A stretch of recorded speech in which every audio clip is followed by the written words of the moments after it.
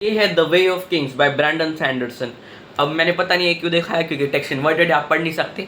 But recently क्या हुआ था, मैंने क्राइम एंड पनिशमेंट खत्म करी थी और मैंने बहुत सारी बुक्स और पढ़ने की कोशिश करी जिनको लोग टॉप 20 या top 10 books of all time के लिस्ट में रखते हैं। बट किसी में भी वो मेरा इंटरेस्ट जाग नहीं पाया। मैंने 10-15 पेजेस पढ़े, उसके बाद मेरे को मज़ा आ ही नहीं रहा। तो फिर मैंने सोचा कि चलो ये ट्राइड एंड टेस्टेड है, मैंने पहले पढ़ रखी है, इसी को पढ़ लेते हैं वापस से। और वो बहुत सही डिसीजन था। एक्चुअली रिसेंटली मैंने ये सीरीज स्टॉर्मलाइट आर्काइव का 5th पार्ट मंगाया था और मेरे को याद नहीं थी स्टोरी क्या, इसलिए मैं इसकी पूरी सीरीज अभी रीड कर रहा हूँ। यह है पहला इंस्टॉलमेंट। मैंने अभी इसके कुछ 500 पेजेस पढ़े हैं और ये इसकी सही सबसे सही वाली बात है कि इवन तो मैंने ऑलरेडी पढ़ रखी है, अभी भी उतनी इंटरेस्टिंग है जितनी पहले थी। और मज़ा तो शायद मेरे को उससे भी ज़्यादा आ रहा है क्योंकि मेरी इंग्लिश की अंडरस्टैंडिंग भी थोड़ी इंप्रूव हो गई है। अगर आपको इस बुक को ट्रूली इन्जॉय करना है तो फिर मैं पहले ये तो बता दूं, जैसे इंग्लिश कोई मुश्किल नहीं है। जैसे लोग कहते हैं कि सारी मास्टरपीस बुक आप कोई भी खोल के देख लोगे तो फिर यूजुअली उसके सेंटेंसेस समझने में थोड़ा टाइम लग जाता है नॉर्मल किसी बुक से, मॉडर्न बुक को कंपेयर करोगे तो।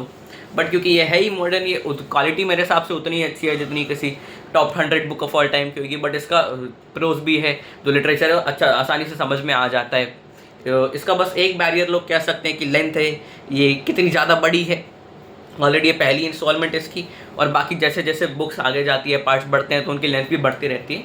बट मेरे हिसाब से ये कोई बैरियर नहीं है। आप बस दिन में एक चैप्टर पढ़ोगे, आई थिंक ये बहुत सही पेस है इसके साथ। इसके एक चैप्टर में ही आपको बहुत कुछ इंटरेस्टिंग मिल जाएगा, आपको मज़ा आ जाएगा। इसमें हर चीज़ मिल सकती है, कॉमेडी भी होता है, एक्शन ऑब्वियसली होता है क्योंकि फैंटेसी है, और वर्ल्ड बिल्डिंग बहुत अच्छी है। इसीलिए आप खो सकते हो इस किताब की दुनिया में अच्छे खासे महीनों के लिए। आप धीरे धीरे पढ़ो, अपने पेस पे पढ़ो, समझ समझ के आपको मज़ा आएगा। बेसिकली हाँ, ये फैंटेसी नॉवल है। इसके 3 मेन कैरेक्टर्स है, कैलेडिन, शलान और डालेनार। कैलेडिन बेसिकली एक सोल्जर था जिसको पहले बाद में स्लेव बनना पड़ा क्योंकि उसके सुपीरियर ने उसे बिट्रे कर दिया था। ये मेनेस्ट ऑफ द मेन कैरेक्टर्स है। और दूसरी शलान है जिसके हुआ उसके फादर की डेथ हो जाती है, इसलिए जो लड़की अभी तक अपने घर से बाहर निकली नहीं है उसको अपने पूरे घर का गुजारा करवाने के लिए बाकी कुछ चीज़ें करनी पड़ती हैं। और तीसरा डालेनार है जो मेरा पर्सनल फेवरेट कैरेक्टर है किताब का। बट उसकी स्टोरी को डिस्क्राइब करनी थोड़ा मुश्किल है बिना स्पॉइल करे। मैं इतना बता दूं कि जो एक्चुअल किंग है बेसिकली पूरे के पूरे अलेटकार का, जो मेन कंट्री है इस बुक की, उसके किंग का अंकल है वो। उसकी स्टोरी जाननी है आपको, खुद पढ़नी पड़ेगी, बहुत इंटरेस्टिंग है, इसलिए मेरी फेवरेट है।